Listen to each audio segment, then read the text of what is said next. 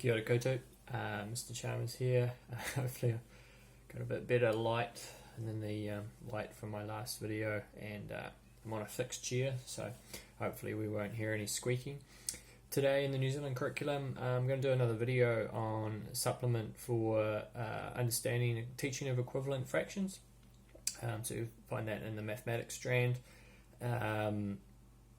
probably year 5, year 6, year 6 I think, maybe 5. The reason why introduction at level 3 for year 5 I think might be a bit tricky is to grasp equivalent fractions without the use of a computer or a calculator. It's that idea of being able to visualize things in your head which aren't, they're abstract. You're saying the expression of the number might not be expressed as a fraction. So you take a number and then you try to make it a fraction, change it by fractions.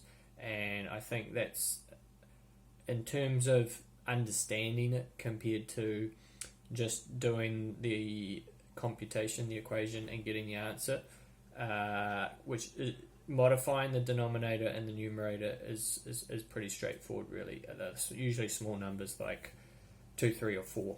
So to take that and to not have a device to assist you and say, tell me what 3/8 of that are, or something, it takes an ability to go kind of in your head and visualize that as something that maybe doesn't have a concrete representation to it, even though it can with pizza and cake. But when you're teaching it, if you're getting a blank face, it's possibly to do with you told me times the top number by 2 times the bottom number by 2. Now I've got an equivalent fraction. Great, I've got the answer. I don't really know what it means. I don't know how to use it. And there's another problem for teaching equivalent fractions, I think, is why would you use it? How do you use it? And it doesn't look like it has an immediate real-world use in that first step of taking a simple number like 8 slices of pizza and 2 pizzas, 4 quarters, something, and you're dividing it up. And basically, humans are very good at establishing whether there's equality in the distribution of food at a party.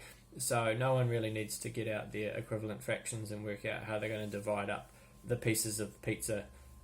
You can just say you all get 1 piece, you get 2 pieces, there's a gluten-free piece. You can work that out just naturally. But it does work into more complex mathematics. It's a tool that assists later in junior sec and secondary school. So I guess you just have to say this will come in handy with more complicated maths further along. But just to give you an example of a real world example, often they'll teach this at this level using chocolate, cake or pizza. I don't think it actually is that useful in real life to do chocolate, cake and pizza, but it's a great visual because either the circle for the pizza is like a pie. Pies are very popular in maths because of circles and distribution, and then the cake and the chocolate is square and it's cube, and you can divide it up and you can compare it. It's very easy to see a half from a quarter from an eighth. But say annual income, say you got a big number like 36,000, and you wanted to divide that up by fractions instead of percentages for some reason, and you say I want to take 3/8, 4/8, and you say 36,000 divided by 8. Well, I don't think everyone could do that off the top of their head. Now, your children have probably been taught to they can divide twice or 3 times to get the same answer. So take an example like 4/8 and say, okay, it's an equivalent fraction of half, and I'll look to post a video about actually teaching equivalent fractions. It's easier to work with 1/2. So half of 36, you can drop the 3 zeros. You don't really need to think about 1,000 right now. 18, okay, and then what's 2 halves is a quarter. I know that. Okay, so half of 18, and then I get 9, and then half again, and I've got an eighth, and I'm looking at 4,500. Okay, and then from that number of getting it down to the 1/8, I can build up quite easily back up to 3/8. Bit hard just speaking it, but there's an example of taking a big number using the fractions and being able to manipulate numbers in a way that they're more easy to use because of the fractions that you've decided to.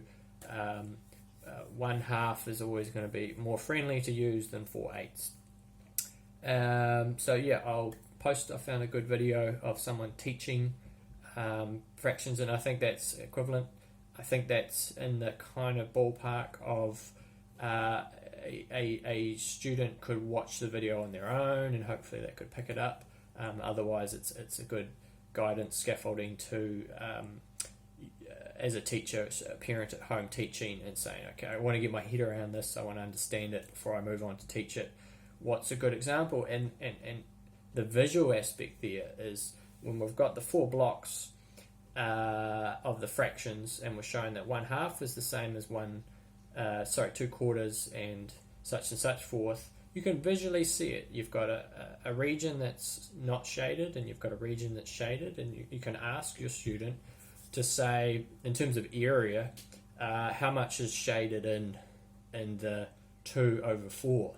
You say, well, it's the same, it's a half again. And I think that's probably the light bulb turning on moment to say that up to this stage we're used to larger numbers expressing a larger quantity, and so in terms of fractions it gets confusing when the bottom number is becoming larger and the actual number representation is becoming smaller.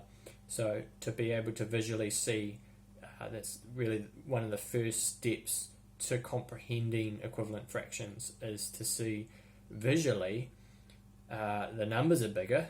2/4, the numbers are bigger than 1/2, but in terms of what they actually represent, they're the same, and hence equivalent fractions, and it moves nicely back and forth between percentages. Hope that's been helpful. Let me know what my next video might be. Take care. Bye.